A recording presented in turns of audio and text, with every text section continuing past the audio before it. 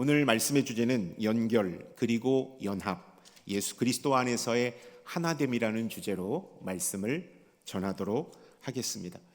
하나님의 은혜가 오늘 우리가 드려진 예배 가운데 충만할 수 있기를 축원합니다. 아멘.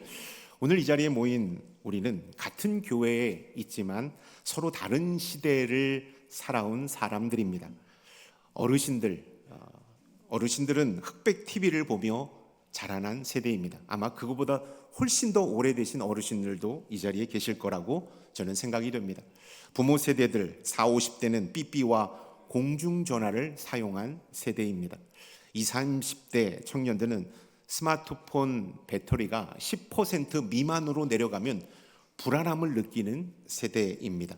우리 10대 아이들 또 10대 미만의 우리 교회 학교 우리 아이들은 와이파이가 되지 않으면 세상이 멈추었다라고 생각하는 세대입니다. 이렇게 우리는 한 자리에 모여 있지만 각기 다른 세대의 이야기를 품고 오늘을 살아가고 있습니다. 세대가 다르면 생각이 다른 것입니다. 세대가 다르면 인생을 살아가는 속도도 다른 것입니다. 또 세대가 다르면 은혜 받는 방식도 다르다라는 사실을 우리는 알아야 합니다. 어떤 분들은 아멘 크게 소리를 외쳐야 말씀에 대한 각인과 은혜가 되는 성도님이 계시고, 또 어떤 성도님은 조용히 눈을 감고 묵상해야 은혜가 되시는 성도님도 계십니다. 우리 교회 학교 친구들은 간식이 있어야 예배가 좀 길어도 은혜가 있다라고 느끼는 친구들이 있습니다. 여러분, 교회 안에서의 다름은 문제가 되지 않는다라는 사실을 저는 여러분에게 미리 말씀을 드립니다. 교회 안에서의 다름, 하나님 안에서의 다름은 하나님께서 교회를 더 풍성하게 하고 살아있게 만드는 방법이기 때문입니다. 그러므로 교회 안에서는 우리가 해야 할 역할이 있습니다. 왜 다른가? 왜 너는 다른가? 우리 세대와 왜 당신 세대는 다른가? 라는 것을 따져 묻기 전에 우리는 어떻게 함께 할 수 있을까? 어떻게 우리는 함께 할 수 있을까를 고민하고 기도해야 한다라는 것입니다. 다양성 속에서 하나됨을 이루는 공동체가 바로 우리 교회 공동체가 되어야 하는 것입니다. 실제로 한 교회에서 있었던 일입니다. 특정 교회를 얘기하는 것이 아닙니다. 우리 교회를 얘기하는 것이 아닙니다. 대부분의 있는 교회에서 있을 법한 얘기를 제가 샘플링해서 말씀을 드리는 것입니다. 예배 음악을 두고 세대 간의 갈등이 깊어졌습니다. 어르신들은 이렇게 말합니다. 찬송가를 불러야지, 예배 때는 찬송가를 불러야지 진짜 하나님을 찬양하고 예배하는 것이지, 요즘 CCM 음악, 여러분 쿵쿵거리고 이런 음악 하나님을 과연 예배할 수 있을까라는 의견이 모아졌습니다.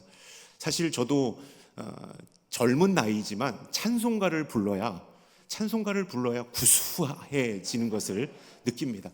370장 주 안에 있는 나의, 254장 내 주의 보혈은, 이 찬양이 들으면 가슴속 깊은 곳에서 점여오는 그런 은혜가 임하는 것을 느낍니다. 어릴 적에 구역장 예배 드릴 때, 어머니가 구역장이셨는데 예배 드릴 때 탁자를 펴놓고 예배 찬송가를 불렀던 그 찬양의 가사가 전율이 되는 겁니다.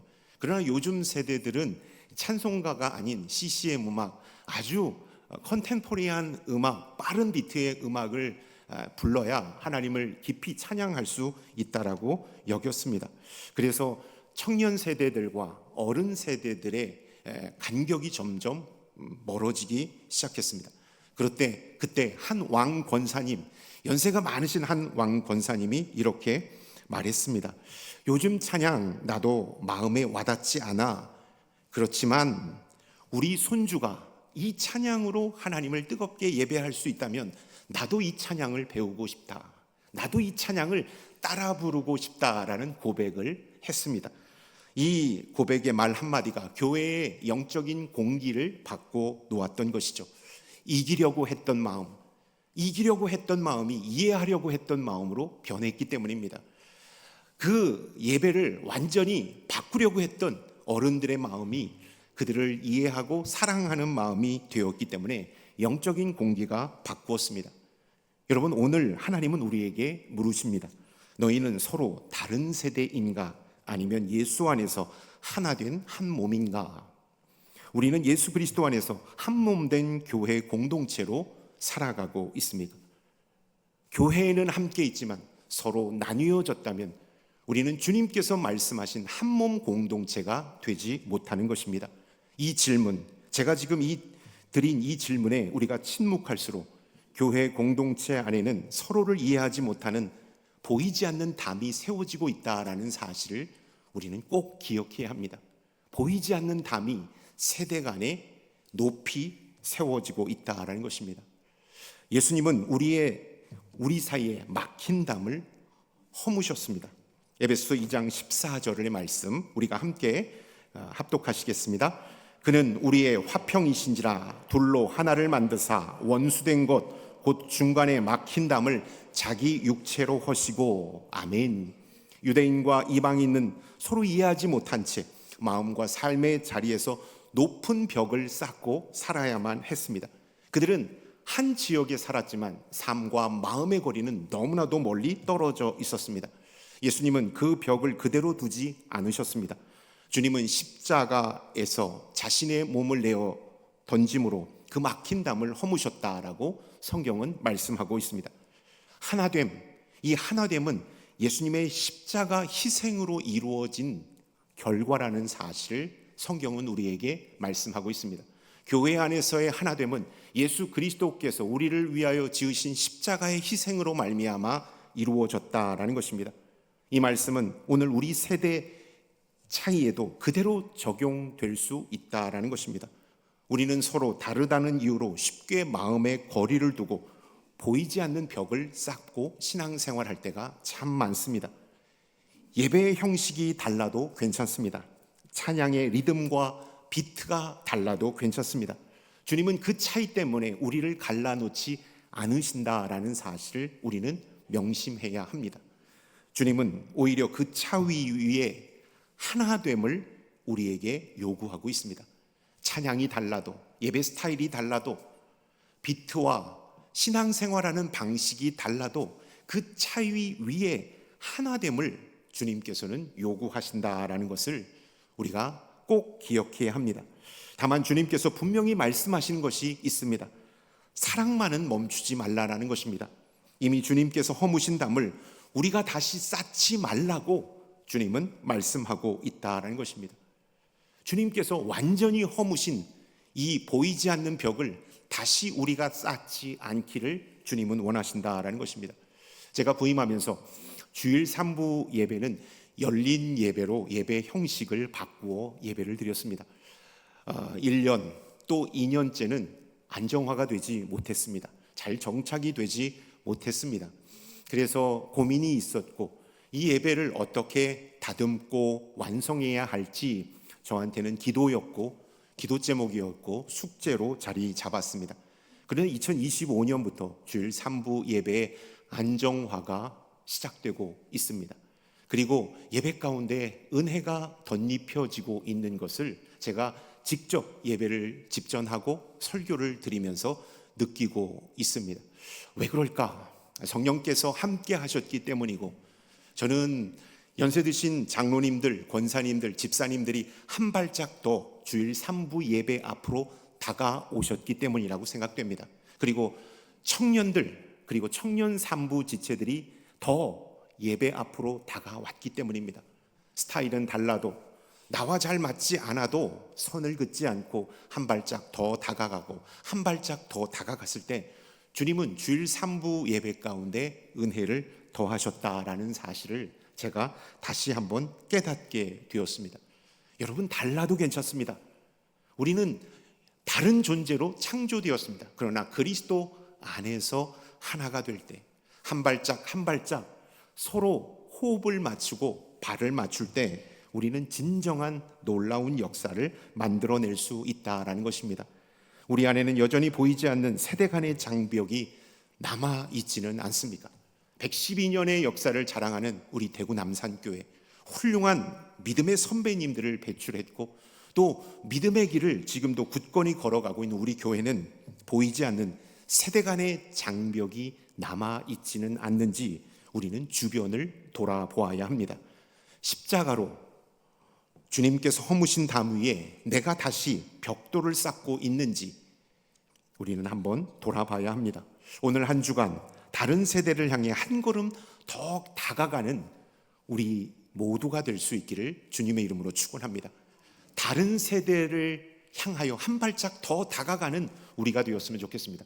어떻게 해야 될까요? 저는 가장 쉬운 팁 하나만 말씀을 드리겠습니다. 다른 교회 학교를 방문하고 청년 1, 2부 예배를 드리는 것 좋죠. 그렇지만 여러분, 지난주에 나눠드린 남산지 26년 신년호를 한 2번 읽으십시오. 그러면 세대를 이해할 수 있는 놀라운 지혜가 생길 것입니다.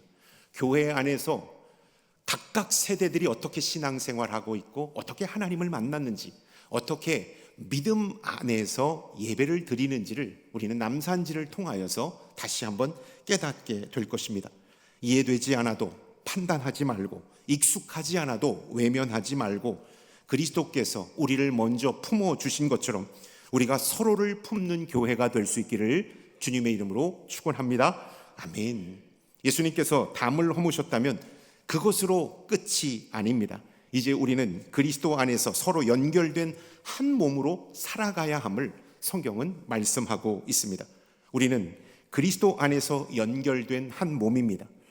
고린도전서 12장의 말씀에 보면 사도 바울은 이렇게 말씀하고 있습니다. 교회를 한 몸에 비유하고 있습니다. 몸은 하나이지만 여러 지체를 가졌다. 각 지체는 다른 역할을 맡고 있다라고 말씀하고 있습니다. 바울은 각 지체는 서로를 필요로 한다라는 사실을 말씀하고 있습니다. 또 바른 관계 속에서 우리는 각 지체의 바른 관계 속에서 몸이 제 기능을 한다라고 사도 바울은 말씀하고 있습니다. 한 몸이 다른 지체를 가졌지만 각기 다양한 역할과 기능을 하지만 그 몸은 하나라는 사실을 사도 바울은 강조하고 있다라는 것입니다. 교회가 바로 그것임을 사도 바울은 얘기하고 있는 것입니다. 우리는 각기 다르지만 다양성 속에서 예수 그리스도 안에서 하나됨을 추구하며 교회, 주님의 몸된 교회의 한 몸이 되어 가야 한다라는 것을 강조하고 있는 것입니다. 흥미롭게도 현대 사회학 안에서 이런 이론이 있습니다. 건강한 공동체는 어떠한 특징이 있는가? 다양한 세대와 역할이 함께 연결되어 유지된다라는 것입니다. 건강한 공동체는 어떤 특정한 세대가 압도하는 공동체가 아니라 다양한 세대가 역할과 기능을 감당하면서 나아갈 때 그 공동체는 건강해진다라고 현대 사회학은 말하고 있습니다. 이 이론 사회적 연결성, 사회적 자본이라고 말합니다. 세대 간의 관계, 세대 간의 친밀한 관계가 곧 힘이 된다라는 이론을 이렇게 말하고 있는 것입니다. 여러분, 유독 한 세대가 강한 공동체보다 여러 세대가 함께 어우러져서 하모니를 이루는 공동체가 더 견고하고 회복 속도도 빠르고 더욱더 강력한 영향력을 끼칠 수 있다라는 사실을 학문적으로도 증명해내고 있다라는 것입니다. 그런 차원에서 본다면 교회 공동체도 이 이론에 마침맞게 적용된다라고 할 수 있겠습니다. 한 세대만 부각되는 공동체, 청년만 부각되는 공동체는 건강한 공동체로 온전히 나아갈 수가 없습니다. 전 세대가 함께 어우러져가는 교회 공동체가 더욱더 건강한 공동체가 되고 주님의 부르심 앞에 합당한 공동체가 될 수 있다는 것입니다. 왜 그럴까요? 어르신들의 오랜 기도는 눈에 드러나지 않지만 교회의 방향을 붙드는 깊은 뿌리의 역할을 합니다. 제가 새벽 예배에 나와서 은혜 받는 것, 물론 설교 말씀을 통하여 은혜 받고 개인 영성 기도를 통하여 은혜 받지만 새벽 예배에 나오신 어르신들, 특별히 오랫동안 새벽 제단을 쌓으신 어르신들이 존재하는 것, 그 자리에 앉아 있는 것으로 인하여 제 마음 가운데 평강이 오고 영적인 안정감이 오고 은혜가 오고 있다라는 것을 경험하게 됩니다. 어르신들의 오랜 기도는 교회의 방향을 붙드는 깊은 뿌리의 역할을 감당합니다. 여러분, 부모 세대에는 묵묵한 헌신, 교회가 흔들리지 않도록 지탱하는 기둥의 역할을 감당하기 때문에 교회 부모 세대의 그 역할이 중요합니다. 또 청년들은 열정과 도전을 교회를 멈추지 않는 추진력의 역할을 감당합니다. 앞으로 달려나갈 수 있는 힘을 북돋는 역할을 청년 공동체가 하죠. 또 교회 학교 아이들의 웃음과 찬송은 하나님께서 교회에 주신 내일의 소망의 역할을 감당합니다. 이렇게 다양한 세대들이 함께 어우러져서 하나님을 예배하고 영적인 하모니를 이룰 때 그 교회 공동체는 강력하며 그 교회 공동체는 하나님의 놀라운 역사를 만들어낼 수 있다라는 사실을 우리는 기억해야 합니다. 그렇기 때문에 우리는 서로를 비교하거나 평가하는 존재가 되어서는 안 됩니다.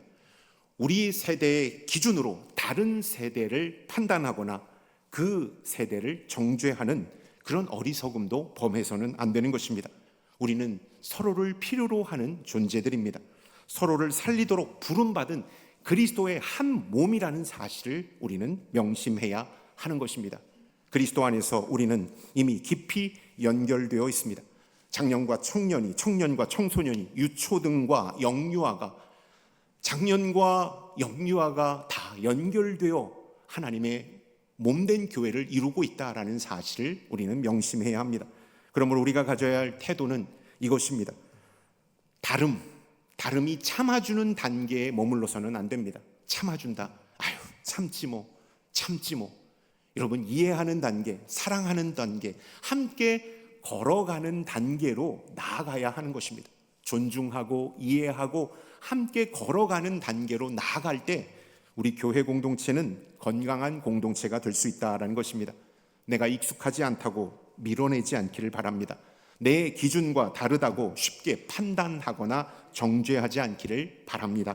주님께서 사랑하시는 지체로 서로를 바라보고 받아들일 때 그 교회 공동체는 강건해질 수 있다는 것입니다. 사랑하는 성도 여러분, 교회 공동체는 덧셈과 뺄셈의 논리로 세워지지 않는 공동체라는 사실을 저는 여러분에게 말씀드리고 싶습니다.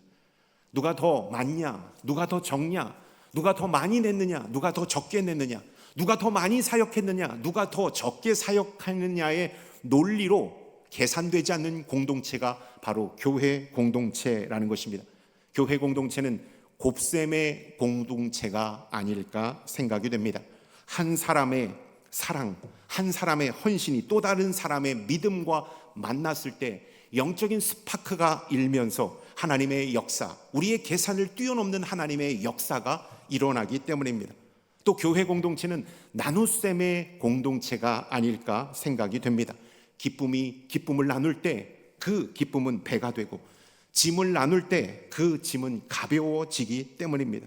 그렇기 때문에 교회 공동체는 서로를 필요로 하는 사람들이 모인 공동체라는 사실입니다. 여러분, 이 사실을 우리가 기억할 때 우리는 어떠한 사람들과도 하나가 될 수 있고 어떠한 사람들과도 영적인 하모니를 이루는 교회 공동체를 세워갈 수 있다는 것을 여러분 꼭 기억할 수 있기를 주님의 이름으로 축원합니다. 아멘. 교회는 영적 어른이 계셔야 합니다. 그래야 교회의 질서가 잡히기 때문입니다. 교회는 중장년이 있어야 합니다. 그래야 교회가 안정적으로 움직일 수 있기 때문입니다. 교회는 청년이 있어야 합니다. 그래야 교회는 역동적으로 사역을 펼칠 수 있기 때문입니다. 교회는 청소년과 유초등 영유아가 있어야 합니다. 그래야 교회의 미래가 있기 때문입니다. 그렇다면 우리 교회는 다양한 세대가 함께 어우러져 합력하여 선을 이루고 있습니까? 우리 대구 남산교회는 다양한 세대가 합력하여 아름다운 영적인 하모니를 이루며 오늘도 믿음의 항진을 하고 있습니까? 마지막, 십자가는 우리를 하나 되게 하는 복음임을 성경은 우리에게 말씀하고 있습니다. 21절의 말씀을 우리 함께 읽겠습니다. 아버지여, 아버지께서 내 안에 내가 아버지 안에 있는 것 같이 그들도 다 하나가 되어 우리 안에 있게 하사 세상으로 아버지께서 나를 보내신 것을 믿게 하옵소서. 아멘. 예수님께서 십자가를 지시기 전 이렇게 기도하셨습니다. 아버지여, 그들이 다 하나가 되게 하옵소서.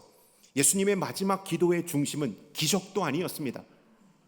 성공도 아니었습니다. 예수님의 마지막 기도 제목은 하나됨이었습니다. 제자들의 하나됨, 믿음의 사람들의 하나됨이 예수님의 마지막 기도였음을 성경은 말씀하고 있습니다. 왜 주님은 우리의 하나됨을 위해 마지막에 기도하셨을까요? 우리가 아무리 옳은 말을 하고 아무리 바른 신앙을 주장한다 할지라도 우리가 서로 사랑하여 하나 되지 않으면 십자가의 복음은 설득력을 잃어버리기 때문입니다. 그렇기 때문에 주님은 먼저 믿는 우리들이 하나 될 것을 기도하셨다라는 것입니다. 서로 다른 우리가 그리스도 십자가 안에서 하나가 되어 살아갈 때 세상 사람들은 비로소 묻기 시작합니다. 어떻게 저들은 저렇게 함께 할 수 있는가? 어떻게 저들은 하나가 될 수 있는가를 묻게 되는 것입니다. 그리고 그들도 역시 교회 공동체 안으로 들어오게 된다라는 것입니다. 여러분, 십자가는 우리 개인의 죄를 용서하는 사건입니다.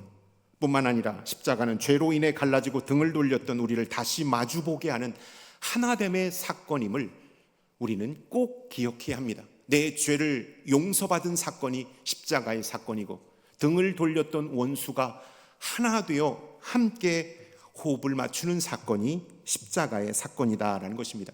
그렇기 때문에 교회의 하나됨은 복음에 대한 우리의 마땅한 응답임을 우리는 꼭 기억해야 하는 것입니다. 십자가에 달리신 예수 그리스도를 바라볼 때 우리는 하나가 될 수 있습니다. 각기 다른 삶을 살았던 우리, 각기 다른 가치관을 가지고 인생을 살았던 우리가 십자가에 달리신 예수 그리스도를 바라볼 때 우리는 하나가 될 수 있습니다. 십자가는 우리를 하나 되게 하는 능력이 있음을 여러분 꼭 기억할 수 있기를 축원합니다. 아멘. 2019년 미국 모어하우스 대학 졸업식에서 믿기 어려운 일이 일어났습니다. 연단에 선 한 연설자가 말을 꺼내자 졸업생 수백 명이 자리에서 일어나 환호성을 질렀습니다. 그 연설을 했던 사람은 로버트 스미스라는 기업가였습니다. 대부호였습니다. 그의 인생은 순탄치 않았습니다.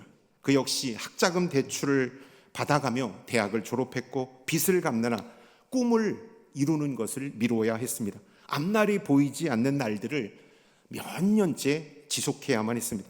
그러던 그가 성공을 거뒀습니다. 그리고 졸업생들, 자신의 후배들에게 2019년 졸업식 연단에서 그는 이렇게 말합니다. 졸업생 여러분, 오늘부로 여러분의 학자금 빚을 제가 전액 갚겠습니다.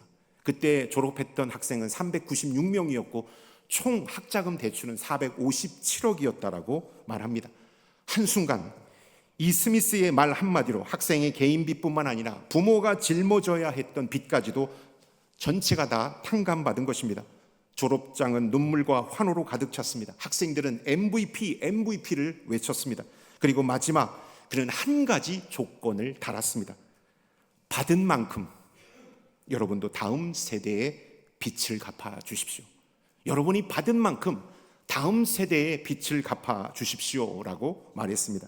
여러분, 이 이야기가 감동적인 이유는 단지 돈의 액수가 크기 때문이 아닙니다. 누군가가 감당할 수 없는 빚을 대신 짊어졌기 때문에 우리는 감동을 받습니다. 받은 은혜를 다시 흘려보내라는 메시지가 담겨 있기 때문에 우리는 이 사건에 감동을 받는 것입니다. 십자가가 바로 그렇습니다. 우리는 죄의 빚을 스스로 갚을 수 없는 자입니다. 그러나 예수 그리스도께서 그 빚을 대신 지시고 십자가에서 완전히 갚아 주셨습니다. 그리고 그 십자가는 오늘 우리에게 말씀하고 있습니다. 이 은혜를 우리만 간직하지 말고 전하고 나누라고 말씀하고 있습니다. 사랑하는 성도 여러분, 우리는 십자가의 은혜를 받은 사람들입니다. 그 은혜를 이웃과 주변 사람들에게 나누어 주어야 합니다. 저는 여기서 멈추지 않고 한 발짝 더 나아가 다음 세대에 그 은혜를 흘려보내는 우리 교회, 우리 모두가 될 수 있기를 주님의 이름으로 축원합니다.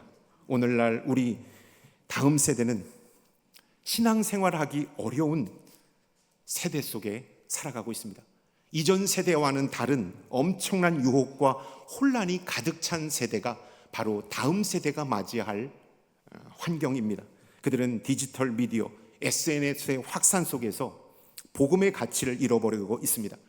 절대적 진리를 부정하는 시대적 가치관 속에서 그들은 믿음을 지키기 어려운 시대가 되었습니다. 과도한 경쟁과 성취 중심의 교육 환경은 그들의 믿음을 지켜주지 못합니다.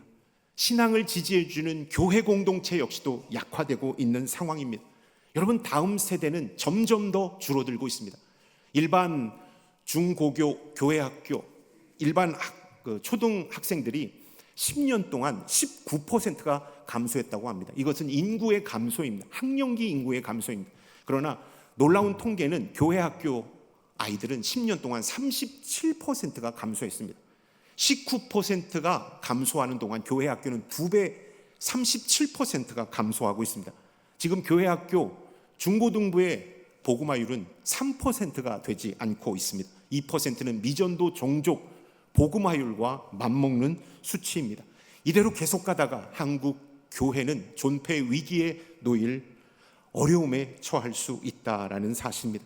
그렇다면 다음 세대를 어떻게 해야 우리는 영적으로 그들을 바로 세울 수 있을까요?